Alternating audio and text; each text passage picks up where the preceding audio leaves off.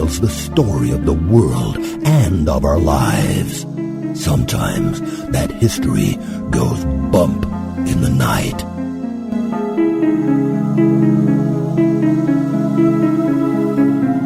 Broadcasting from the center of oddity and the supernatural in Central Florida, it's the History Goes Bump podcast. Hello, you spooktacular people. Welcome to this 68th episode of the History Goes Bump podcast. Ghost tours for the theater of the mind. I am your host, Diane. And this is Denise. And on this episode, we're talking about the Maitland Jail. We're going back to Australia, Denise. We like Australia a lot.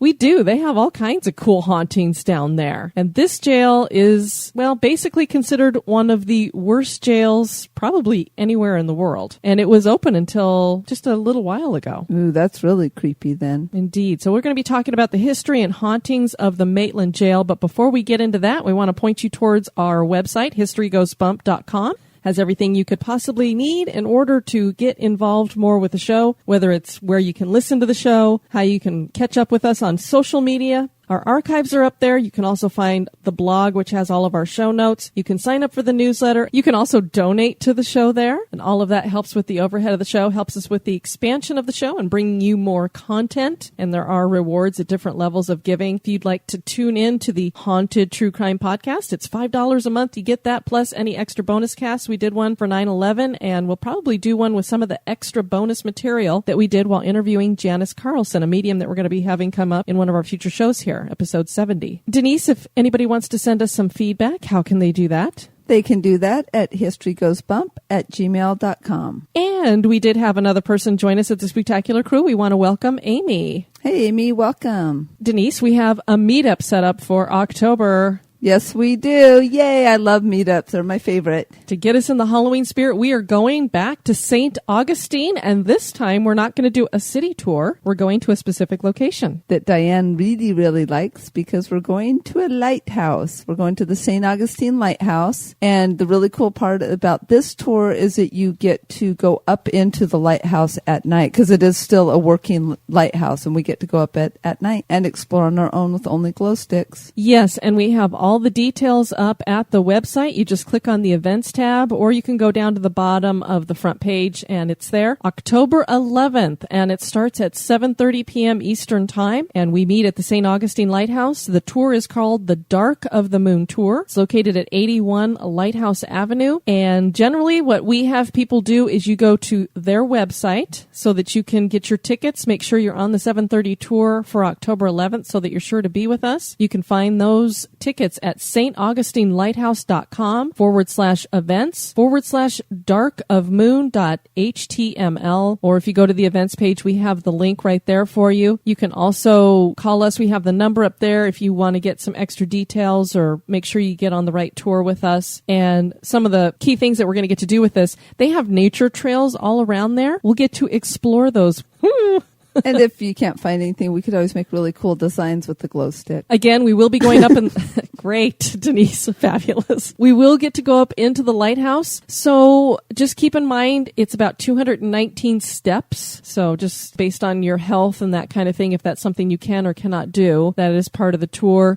And we're also going to get to go through the 1880 Keeper's House and learn about the history behind that and also paranormal experiences inside there. Yeah. And I think, though, if you can't, we could find out for sure, but if you can't make the climb up into the lighthouse or you just don't like heights, I believe you can just step out of the tour for that part, that you wouldn't have to go up into the lighthouse if you could not. Yes, so please still come. We just, you can hang out down there, watch for ghosts, make sure nobody comes up behind us. And then based on who's coming and that kind of thing, it is a Sunday, so we have more time during the day if we wanted to try to go do dinner before the tour, or we could go for dessert after the tour. We can work something out based on whoever's coming and how we're going to do it. So far, we've got 4 of us going, and we're going to meet at 7 p.m. out in front of the lighthouse so that we get people there about 30 minutes before. Yeah, so if you are going, if you do sign up, go online and sign up. We don't have any way of knowing because it's not like they're contacting us to let people know. So if you could send us an email at historygoesbump@gmail.com and let us know that you have signed up for the tour so that we're expecting you and looking for you when we get there. we'll have our History Goes Bump shirts on, so we should be really easy to find. We need to get some of those for Mom and Dad. Oh, we could maybe get those right away. We might have to do that. And if you want to get your own shirt, you just go to our Emporium and they're right there. They're fabulous. And they're not cheap t-shirts, cheap sweatshirts, that kind of thing. They're very high quality. So you are getting your money's worth with that stuff. Also, on the last podcast, Denise, I was talking about, we're pumping out extra content for everybody because we had a bunch of people step up to the plate and say, hey, we're going to help you get more storage. So they helped us get the more storage. Unfortunately, with more storage doesn't come more time. So for those of you who have been considering maybe sending a donation our way, please continue doing that kind of thing because as we are able to slide away from some of the full-time job stuff, we can invest more time into the show. And so we're kind of in that middle part, Denise, when you're starting a business, because I run my own cleaning business, so I know how this works, where you're trying to ease out of maybe working for somebody else and then ease into doing your own thing. And there's like that transition period. So it's like you're working your butt off. Or anybody, some of you who have Etsy shops and that kind of thing, you know what that's like, is you're trying to ease out of whatever work you're doing into basically doing something you love and getting paid to do it. It's a tough transition. And that's what we've been running into, is trying to keep up with putting extra content out, and it's been tough. So I mentioned that on the last show, and Denise, we had a listener, Leanna, who said, Diane, I'd be more than happy to help you out with some of the research and things like that behind the scenes, and maybe if you put it out to some of the other listeners, they would want to help too. And I thought, well, I don't know. You think people are going to want to help out? I don't know. So we went to the Spooktacular crew and we put it out there. And Denise, we now have the HGB research crew. Yes, so welcome, HGB research crew. We definitely need you all. I tell you, our listeners humble me all the time, whether it's the wonderful emails that we get, whether it's the comments that they send our way, whether it's volunteering to help us out behind the scenes. I'm humbled. It just amazes me that all these people just step up and are like, hey, you don't need to do anything in return. We just want to help you guys out. So we're in the process of setting up the crew and figuring out how to dole out different things, especially with October coming. Mm-hmm. We have a lot of great shows that I'm looking forward to bringing to you guys. And right now, my plans are the week of Halloween. How can you not do at least a show every other day? You can't. I know there's a lot of shows out there like Lore. I know a lot of our listeners are fans of Lore. He's going to do a show every week in October. Well, that's not good enough. Not for us. Not for our listeners. So we're going to do a show every other day the week of Halloween, starting on Sunday. That is our commitment to you guys. And one of those shows I'm hoping is going to be a very cool roundtable with some other horror podcasters out there or paranormal podcasters. So that should be a lot of fun. And then, of course, we're going to end the month on the 31st on Halloween with our Halloween special. And we already have 2 stories that I've got here for us to read. And we also have another one. We just got to get together with Atticus and we're going to record his story. And it was amazing. So we've got those. Yep. If you guys have a haunted true experience that has happened to you, please either email those to us or contact us in some way. Let us know that you would like to tell the story to everybody, because we can record you telling your own story if you'd rather do that than write it. Or if you are a little shy about putting your voice out there, you can write it up as well and we'll read it for you. But we need those to help make the show that much better. It's all about you guys. And Denise, we like to say that History Goes Bump is a show for the listeners, by the listeners, because this is a listener-supported show. Absolutely. Now it's a help with production from the listener show too. So it really has become a show by the listeners. Yes, it has. And thank you all for you're just awesome. I mean, I can't, like Diane said, I'm so often humbled by just the support and the words of encouragement and everything that we get from our listeners. So just thank you for being out there. Thank you for listening. And thank you for being part of the History Goes Bump family. And with that, we're going to have more special co-hosts joining us. Are you ready to go down under? I am ready. All right.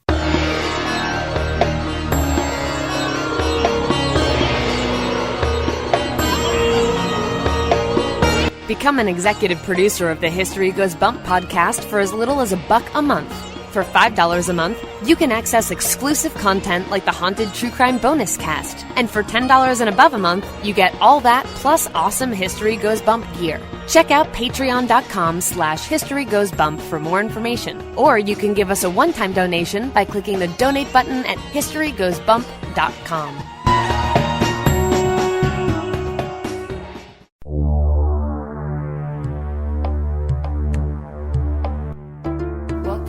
Moment in oddity history.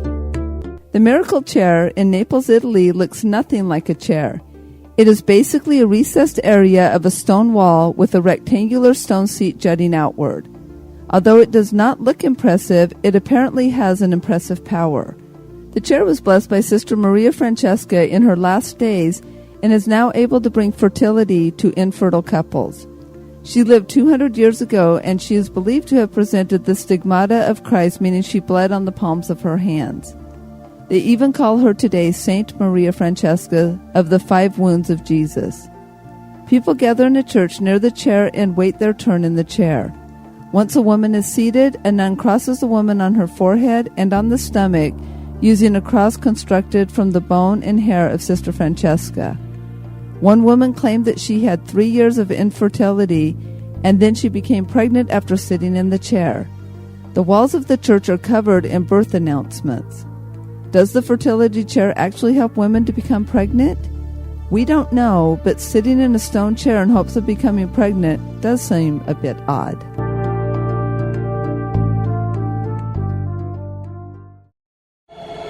Pull the covers up tight.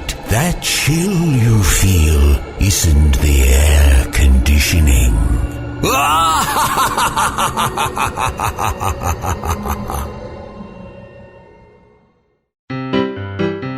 This day in history. On this day, September 14th, in 1814, Francis Scott Key was inspired to write the Star Spangled Banner. Key and John Skinner had set out from Baltimore on a mission to negotiate the release of some American prisoners. They flew a white flag of truce as they boarded the HMS Tonnant, and over dinner they managed to get Major General Robert Ross to agree to release his prisoners. During the dinner, some of the British commanders discussed battle plans.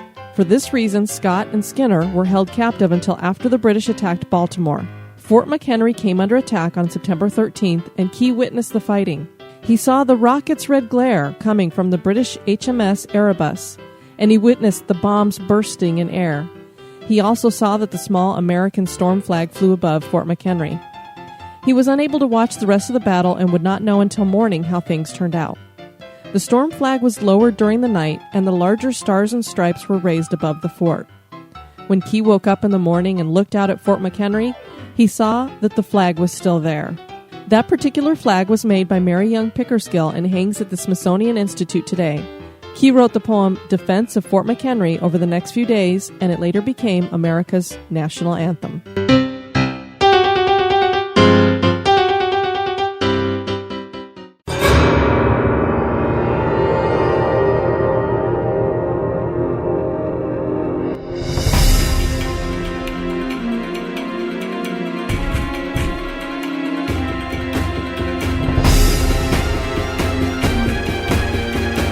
The History Goes Bump podcast.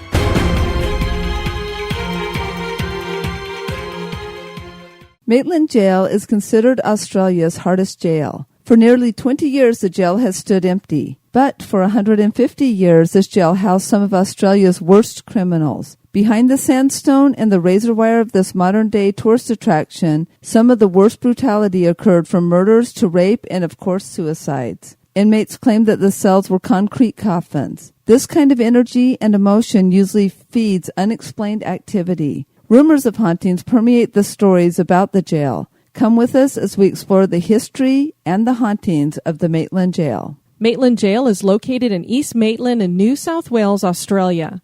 The jail was built from sandstone and opened in 1848. It was designed by Mortimer Lewis. The stone bricks were dovetailed into each other, and the walls were 2.5 feet thick. The roof was made from slate, and iron bars were in every window. Although it didn't officially open until 1848, people were incarcerated at the location starting in 1843. 2 men were hanged before the permanent buildings were even constructed. Executions were public affairs, as was the case at most jails around the world at that time. And we've learned that on a lot of our ghost tours, Denise, is that they just hung people out in the center square. That just right there. It is funny, though. They already were open. Before it was open, they had inmates. Is that what they're saying?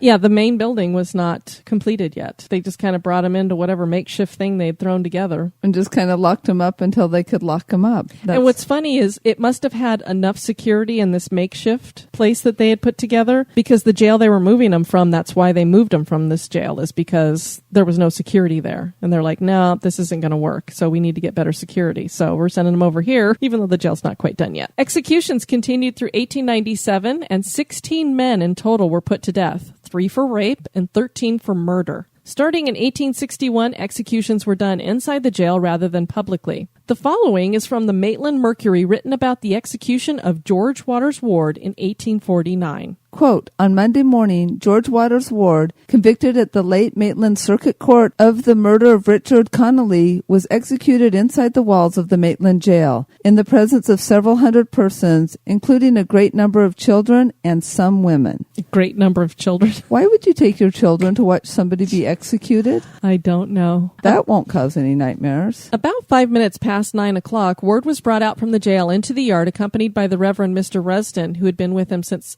6 o'clock that morning. C. Proud Esquire, the Undersheriff, E.D. Day Esquire, Dr. Wilton, Mr. Tristram, and others. The Reverend Mr. Rusden read prayers, in which Ward joined with apparent fervor. Having reached the scaffold, Mr. Rusden knelt down with the unfortunate man and passed some minutes in prayer, Ward audibly joining in the responses. About 12 minutes past 9, Ward mounted the scaffold, Mr. Rusden still accompanying him, and the executioner following. On reaching the platform, Ward called out in a clear, firm voice, "Goodbye, Mr. Tristram. God bless you," and you all looking round on the crowd. Having engaged in prayer with Mr. Rusden for a minute or two, Ward addressed the crowd assembled nearby as follows. My friends, I am going to die this day, and I hope that you will take warning by me and keep from drink, and that if any of you ever gives evidence in court of justice, you will speak the truth. I am not going to accuse anyone, but I will only say that some spoke the truth on my trial and some spoke false. I die in peace with all the world and in the hope of a better life.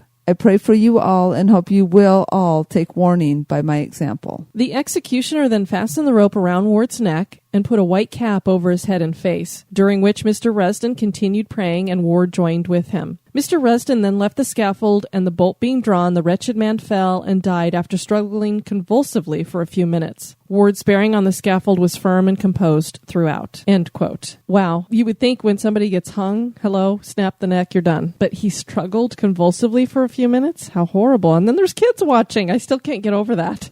I just, even if it was quick and to the point, an execution is not really the place for children, in my humble opinion. Personally, for me, I know we've said this before. I think I could watch the execution of somebody who had killed somebody that I cared about, but I don't think I could just do that for whatever. Because somebody's life is still, somebody is still dying. Yeah. 4 towers were built by 1863 to help give the guards a better place to watch the grounds. These towers were staffed 24 hours until razor wire was introduced. Shifts lasted for 5 hours, and guards were allowed only to keep watch. They could not let anything distract them from their watch. As the prison grew, 2 more towers were added. The present-day kitchen was not always the kitchen. The bathhouse and morgue were there in the 1800s. Food at the jail was considered quite good. When the kitchen was moved to its current location in 1980, a second floor was built above it with special cells for the kitchen workers. Working in the kitchen was a privilege, and few prisoners were allowed to work there. Women were originally incarcerated at the jail, along with the men, and unbelievably, their children were kept with them. So if you were a criminal as a woman and had children and had to go to jail, your kids just got incarcerated because...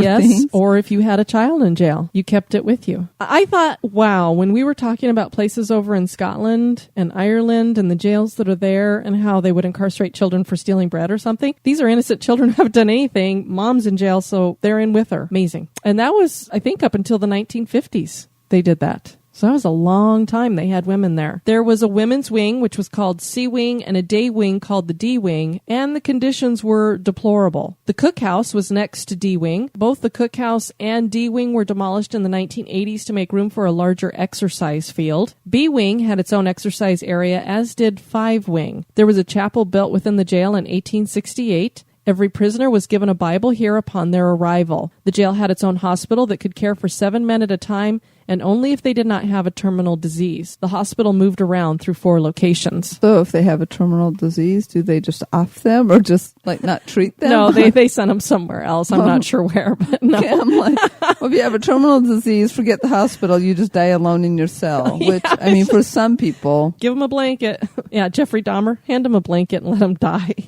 Pretty much. Darcy Dugan was incarcerated at the Maitland Jail. He was a notorious bank robber, and he was pretty good at escaping incarceration as well. His first escape came in 1946 when he was being transported by a prison tram. He used a kitchen knife to saw a hole in the roof of the tram, and he crawled out. He escaped 2 other times and was finally sentenced to death, a sentence that was later commuted to a life sentence. There was a large prison riot in 1975, and it is believed that it was started by Dugan. He was released on parole in 1984, and he died in 1991. So they sentenced him to death because he was good at getting away? I have a feeling because the worst thing he did was armed robbery. To me, it's kind of strange that they even gave him the death penalty, much less I didn't find anything that said he murdered anyone. So I think it was just armed robbery, and he was really good at getting out. So they were just a little bit pissed that he could outsmart them. Maybe that's what it was. You outsmarted us again? We will kill you. When I think of the Maitland Jail, I think a lot of Alcatraz, because Alcatraz was supposed to be the place where you just did not get out. And that was the feeling they were trying to give these people when they walked in with that stone all around them. You mentioned in the introduction that an inmate had said these were concrete coffins. They wanted people to feel like this is a concrete coffin and there is no getting out of here. And there really wasn't, because even the people who did escape, all of them were caught. Nobody ever got out and stayed out. They were all caught. One of the brutal murders committed by inmates on another inmate was due to his being a snitch. He informed the warden that a tunnel was being built, and when guards investigated cell 7 in C Wing, they found an 18-foot tunnel. They filled it in with concrete.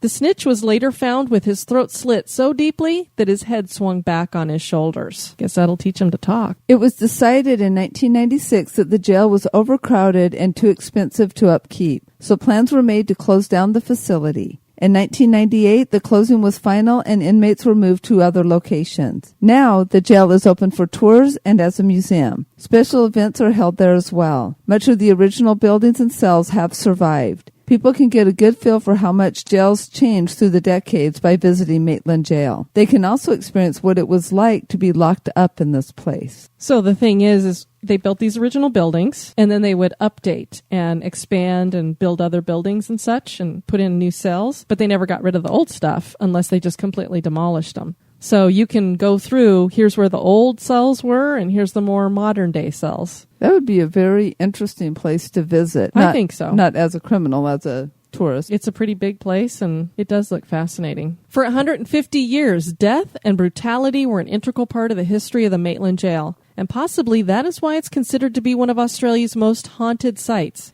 In its time, the worst of the worst offenders were sent here, with 16 of them being executed, as we mentioned earlier. A number of others died while incarcerated. Hunter Paranormal Australia has spent many evenings walking the cell blocks, and they've recorded many EVPs and captured strange myths on their cameras. They once recorded on video one of their investigators receiving scratches on her back. The feeling of being watched follows people wherever they go in the jail. And that might just be, I'm sure it's creepy, especially at night. So wouldn't you feel like people are watching you? In 5 Wing, an inmate named George Savas hung himself inside the door of cell 4. 5 Wing was a newer built block, and the worst criminals were put here in solitary confinement under the highest security. They had their own yard, which they were only allowed to spend an hour of each day in. George and fellow inmate Ivan Millett made plans to escape in 1997. Millett was a serial killer who had been convicted of the backpacker murders. There were 7 victims in those murders, and all of them had been backpacking. All of them were found buried in the Belanglo State Forest. Correctional officers caught George and Millett, and the next day, George was found hanging in his cell. Many people report having encounters with George when they are near his cell. So these two guys are the worst of the worst. They decide to get out. They do get out. And then the next day, the guy hangs himself. I'm thinking maybe he was helped in hanging himself. I'm thinking by the guards. You escaped? This serves you right? I'm not sure. Oh, maybe. Because Millet, I can see them not wanting to do anything in that case because that was very high profile. The backpacker murders are very well known. He's one of their main serial killers in Australia. So this George Savas, don't know if he was as well known, so maybe that's why they took out some anger on him. I'm not saying that's what happened, but we're speculating. Just seems interesting that somebody would, unless he just thought, I am never going to get out of here, so forget it, I'm done. That could be too. A residual apparition has been seen rocking back and forth in a cell. In another cell, the photo of a shadowy figure wearing a hat was captured and is shown on the tour at the jail. The hat seems to match the uniform that jailers wore. Disembodied whispers have been heard. Houses creak and settle, and so do jails. Maitland Jail creaks, clangs, and cell doors slam shut. Are these residual noises carried through time, or just the standard noise an empty old jail would make? We found an interesting observation on the West Sydney Paranormal site. Quote, WSPR investigators all heard cell doors slamming on both investigations at Maitland Jail. The problem is, where is the noise coming from? On both investigations, not one member of the investigative team saw a cell door slam. We definitely heard them and even felt the reverberation of the event.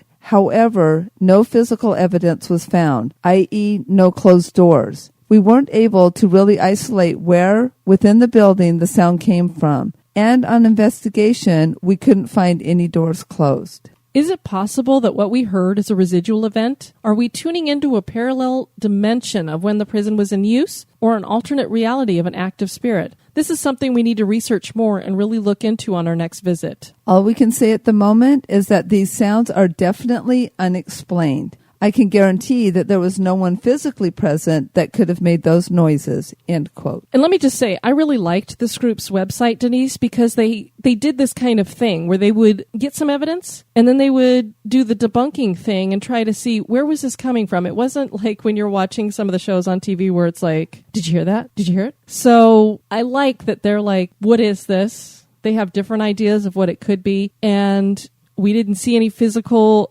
evidence of it. We were just hearing it. So is this some other weird thing going on? So I really like that they were putting that out there. So I feel a little bit more trustworthy of what they have. And as a matter of fact, they have a video that captured a disembodied moan. And we have it up on the website so that you guys can watch it if you want to. And I don't know, it sounded pretty real to me. You heard that moan too, Denise. It's very creepy. And I don't know how a human could have made that noise because you can tell that it's kind of off in the distance. It sounds very sorrowful or in pain, and yeah. I can't imagine that somebody in their group in a far distance had made that noise. Right. But I will forewarn you with the video that we have up on the show notes on the blog. At the very end of the video, it slams their logo into place, and it does it very loudly. It made me jump, so I just want to forewarn people so that you don't get startled by the very end of it. Yeah, because usually that's my job, is to make Diane jump during scary movies, because she's normally not a jumper.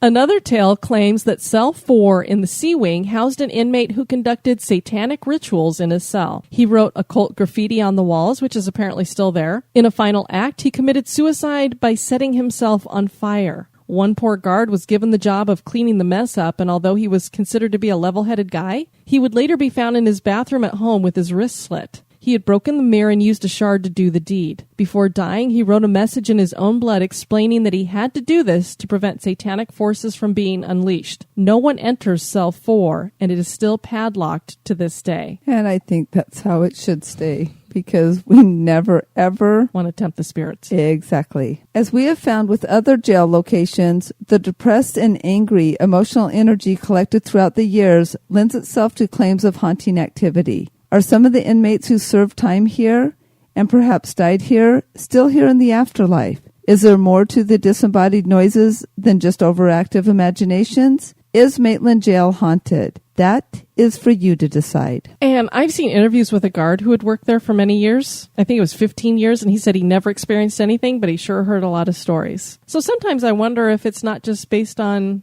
how open you are to have something happen as well. Yeah, because I'm the one who still has never experienced anything or seen or felt. The light might have been the only thing that I've ever done, but like everybody else, it's kind of like, have you ever had one? Yes. I'm like, maybe. Before that, it was no. And just for the record, I'm not tempting the spirits to make me a true believer. You don't actually want to have a yes firmly in place. Not necessarily, no. Well, guys, our next show, one of our listeners named Amy, who is also an executive producer and joined the Spooktacular crew, tweeted at me how much she enjoyed the show. And then she had mentioned that she's just moved to Springfield, Missouri, and was interested in what kind of hauntings were there. So we did a little poking around, and it looks like the next show is going to be the Landers Theater in Springfield, Missouri. Yes, it will be. I have some family who lives there, too. I have a lot of family in Missouri. Ton of family in Missouri. That's why it was so weird when we went through and nobody was there. The family ran. Do you think we should have taken the hint? Yeah, they're like, oh no, Denise and Diane are coming. Get out of town. Maybe that's why we're not so successful on our meetups. Yeah, everybody's like, forget that. I'm not meeting up with you chicks. They're running in fear. All right, guys. Well, thanks so much for joining us for this one. I have been your host, Diane. And this has been Denise. You take care now. Bye-bye. Executive producers of the show have been Leanna Sapien, Amy Connor, David and Ann Student, Heather Williams, Jade Lewis, Steve Pappas, Patty Hunt, Janice Carlson, Dan Foytik, Rachel Cooper, and Levi Drescher. Thank you. Check out the website at historygoesbump.com.